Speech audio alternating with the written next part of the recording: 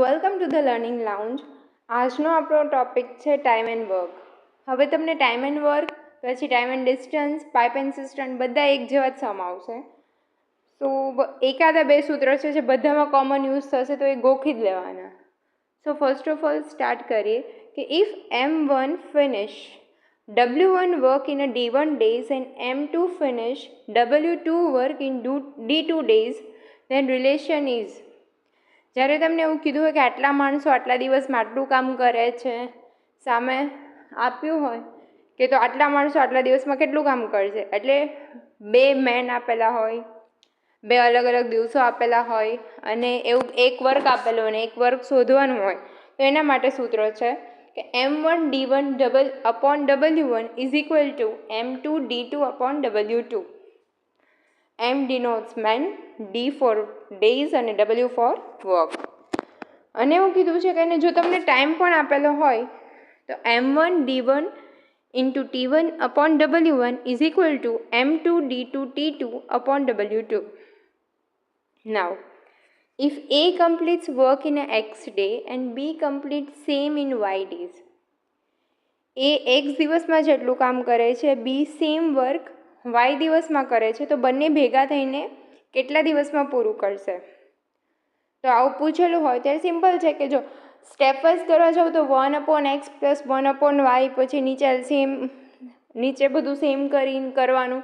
એના કરતાં ડાયરેક્ટ યાદ રાખી લેવાનું XY/x પ્લસ વાય. અને આ સેમ સૂત્ર તમારે પાઇપ એન્ડ સિસ્ટમમાં બી યુઝ થશે કે એક પાઇપ છે એ આટલા કલાકમાં પાણી ભરે છે, ટાંકી ભરે છે, બીજી પાઇપ છે આટલા કલાકમાં ટાંકી ભરે છે, તો બંને ભેગા થઈ કેટલા સમયમાં કરશે? ત્યારે બી એવું જ કે XY/x plus y. Next, if A alone work in X days and AB together do some work in Y days. હવે તમને આગળ હતું કે A અને Bનું વર્ક આપેલું હતું અને A B ભેગા થાય ત્યારે કેટલું કરે એ કરવાનું હતું, પણ તમને એવું આપી દીધું છે કે એનું આપી દીધું છે ને A અને B બંનેનું આપેલું છે ને બીનું શોધવાનું છે. તો શું કરવાનું? એ બીમાંથી એ માઇનસ કરી નાખવાનું. સૂત્ર એ જ રહેશે કે x into y upon x plus વાયની જગ્યાએ એક્સ માઇનસ વાય આવશે, કેમ કે A પ્લસ બીમાંથી આપણે બાદ કરવાનું છે એનું, એટલે આપણને બીનું મળી જાય. નાઉ વર્ક ઓફ વન ડે, એક દિવસનું કામ શોધવા માટે total work upon total numbers of working days. Okay, સૂત્ર છે. હવે જો ઇફ સોલ્જરવાળા પૂછાય છે કે આટલા સોલ્જર છે, આટલા દિવસ ફૂડ ચાલે એવું છે, આટલા દિવસ પછી લોકો જતા રહીએ છે, તો ફૂડ આવામાં તમારે શું કરવાનું? તો ફર્સ્ટ જોઈ લો કે if food is available four A days, એ દિવસ માટે ફૂડ અવેલેબલ છે. હવે કેપિટલ ડિનોટ્સ કે A man at certain place and after B days B man join. પહેલાં A મેન હતા, કેપિટલ A ડિનોટ્સ કરે છે કે આટલા માણસો હતા. હવે બી દિવસ પછી બી મેન જોઈન કરે છે, તો જે રિમેનિંગ ફૂડ છે એ કેટલા દિવસ ચાલશે? તો ટાઈમ શોધવાનો છે. તો રિક્વાયર્ડ ટાઈમ બરાબર જે જૂના માણસો હતા એ લખી નાખવાના, પછી દિવસનો ડિફરન્સ, જૂના માણસો મલ્ટીપ્લાઇડ બાય દિવસનો difference upon new man plus old man. Like જૂના 10 હતા અને નવા 10 એડ થયા તો 20, અથવા તો જૂના 20 હતા અને 5 લેફ્ટ કરે છે તો 15. જે ડિફરન્સ હોય લખવાનો, જો એડિશન થતા હોય તો એડ કરવાનું અને ગ્રુપ છોડીને જતા હોય તો માઇનસ કરવાનું, અને ઉપર દિવસનો ડિફરન્સ આવશે. તો કેપિટલ મીન્સ કે ઓરિજિનલ જેટલા મેન હોય એ મલ્ટીપ્લાઇડ બાય ડેનો ડિફરન્સ. ડેનો ડિફરન્સ કયો લેવાનો? ટોટલ ડેઝ જેટલા હતા પ્લસ હવે કેટલા દિવસ, લાઈક 200 દિવસ માટે ફૂડ ચાલે એમ હતું. હવે આટલા માણસો જતા રહ્યા અથવા તો જોઈન થયા બી દિવસ પછી, કે 10 દિવસ પછી આટલા માણસો જોઈન થયા, તો ટોટલ ડે અને જેટલા દિવસો કીધા હોય તમને કે બી ડેઝ પછી જોઈન થાય છે યા 10 દિવસ પછી લીવ કરે છે, એ ડિફરન્સ લેવાનો દિવસવાળો, અને એના છેદમાં ટોટલ માણસો. Original man difference into difference of day upon total man. આ તમને ટાઈમ માટેનું સૂત્ર છે. અને હવે તમારે એફિશિયન્સી શોધવી હોય તો શું થાય? 1/day કરો એટલે તમને એની એફિશિયન્સી મળી જાય, right? A completes certain work in a 1 day, તો એની એફિશિયન્સી શું થશે? 1 ડે નહીં 2 ડે રાખો, A complete some work in 2 days, તો એની એફિશિયન્સી થશે 1/2. સો ચલો નેક્સ્ટ છે ક્વેશ્ચન સ્ટાર્ટ થઈ ગયા છે. ક્વેશ્ચન જોઈએ. A can do a work in 60 and B in 9 days. એ કોઈ વર્ક 6 દિવસમાં પૂરું કરે છે, બી એ 9 દિવસમાં પૂરું કરે છે.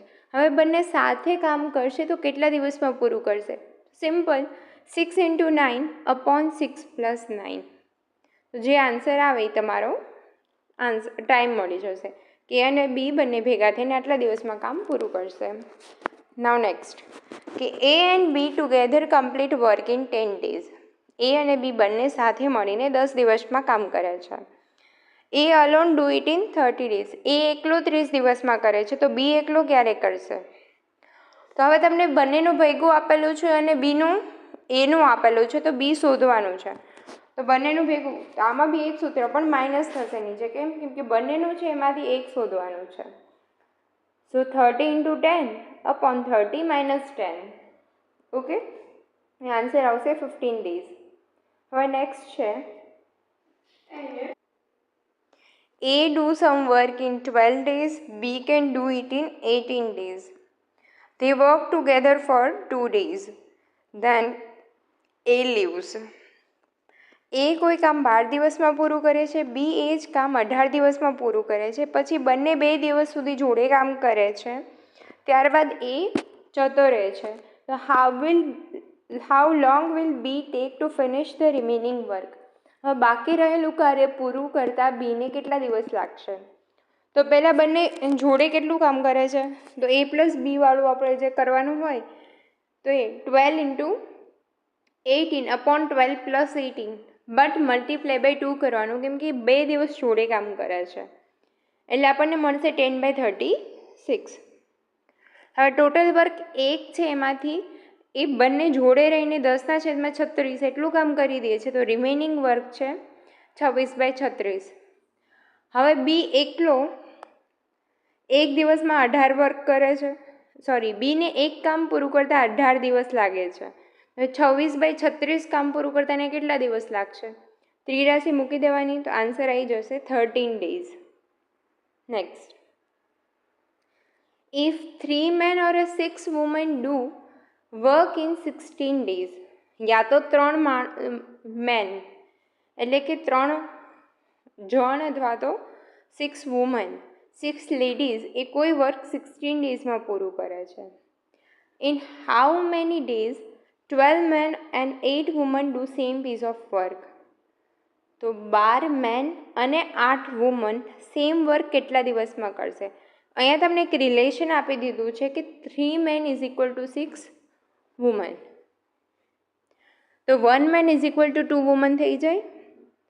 હવે છે કે 12 મેન અને 8 વુમન કેટલા દિવસમાં કાર્ય પૂરું કરશે?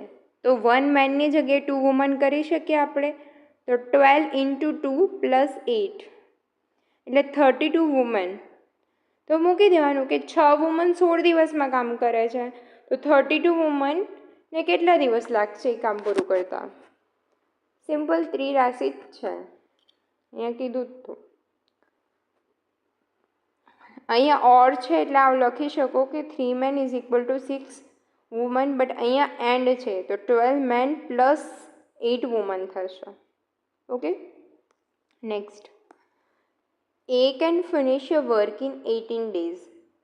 એ 18 દિવસમાં એક કામ પૂરું કરે છે, તો એક દિવસમાં કેટલું કામ કરશે? 1/18. B can do it in B do it in half time taken by A. તો એ જેટલો ટાઈમ લે છે એના કરતાં બી અડધો ટાઈમ લે છે, તો એનું વર્ક એ અડધું જ હશે, તો બીનું વર્ક થશે 1/9. Then working together what part of the same work they can finish in a day? હવે બંને જોડે કામ કરીને કેટલું કામ પતાવશે એક દિવસમાં કીધું છે, તો 1/18 + 1/9, તો તમને જે મળશે ને 1/6 એ જ આન્સર રહેશે.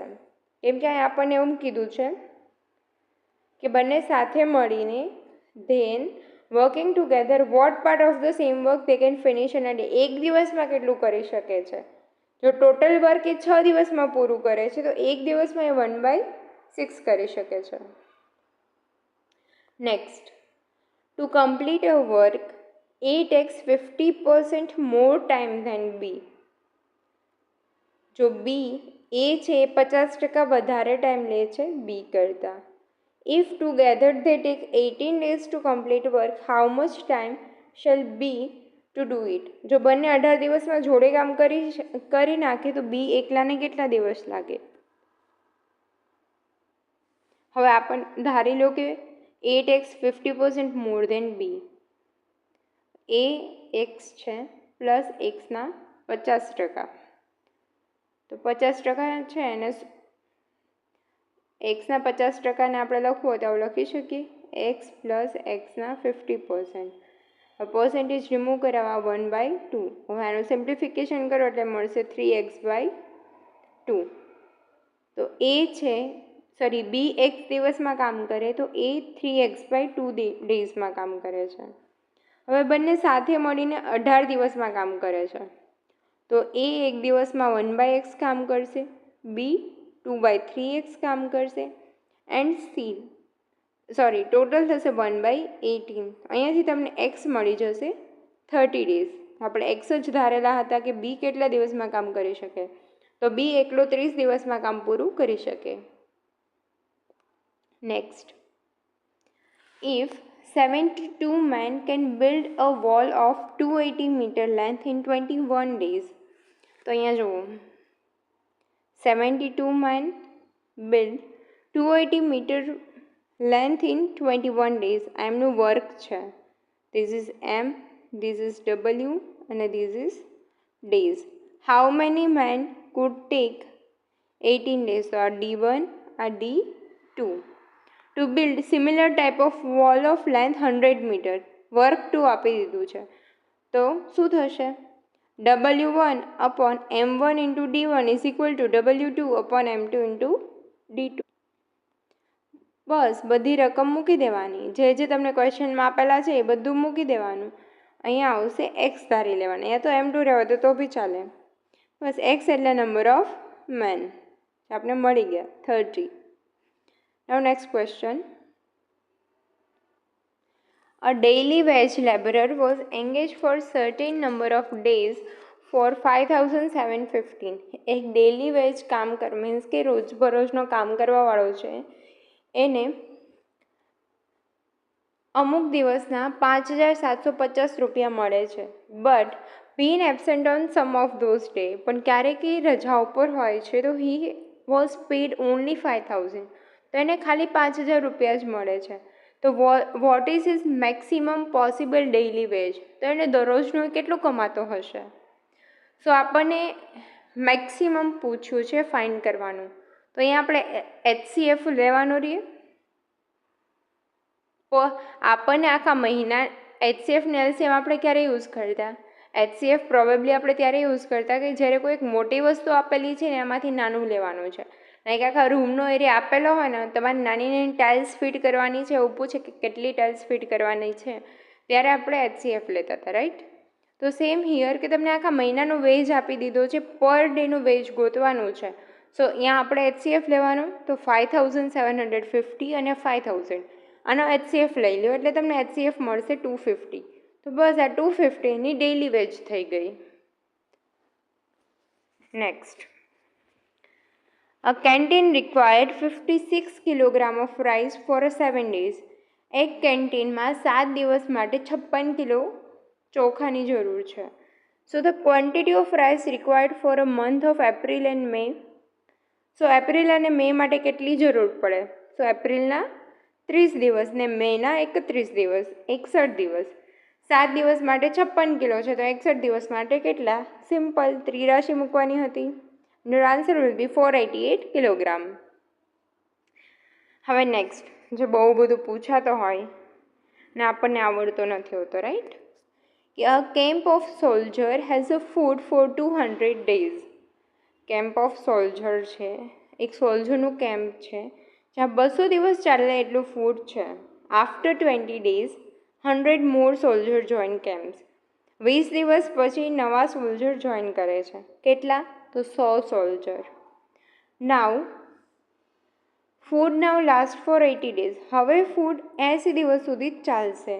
So what was initial number of soldier in the camp? તો પહેલાં કેટલા સોલ્જર હશે? સો આપણે કેટલા સોલ્જર હશે એ ફાઇન્ડ કરવાનું છે. ટાઈમ આપી દીધો છે કે ફૂડ કેટલા દિવસ ચાલશે. તો આપણો ફોર્મ્યુલા હતો required time is equal to જે ઓરિજિનલ સોલ્જરના નંબર હોય એ difference into D days upon total number of soldier. અહીંયા આપણને રિક્વાયર્ડ ટાઈમ એટલે 80 દિવસ ચાલશે આપી દીધું છે. તો 80 ઇઝ ઇક્વલ ટુ ધારી લો કે ઇનિશિયલ સોલ્જર એક્સ છે, x into difference of day તો 200 માઇનસ 20 અપોન ટોટલ સોલ્જર તો એક્સ પ્લસ 100. તો અહીંયાથી તમને એક્સ મળી જશે 80.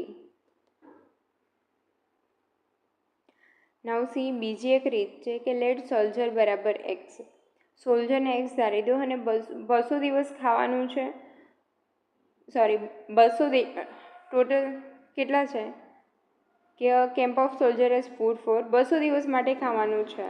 તો ટોટલ ફૂડ કેટલું થયું? 200 ગુણ્યા જેટલા સોલ્જરો એ તો 200 ઇન્ટુ. હવે 20 દિવસ પછી નવા 100 ઉમેરાય છે તો 20 દિવસ સુધી એક સોલ્જરે તો કંઈક જમ્યા જશે. તો એક્સ ઇન્ટુ 20 એ 20 દિવસ માટેનું ફૂડ છે. હવે 20 દિવસ પછી નવા 100 ઉમેરાણા તો એક્સ પ્લસ 100 અને કેટલા દિવસ વધ્યા?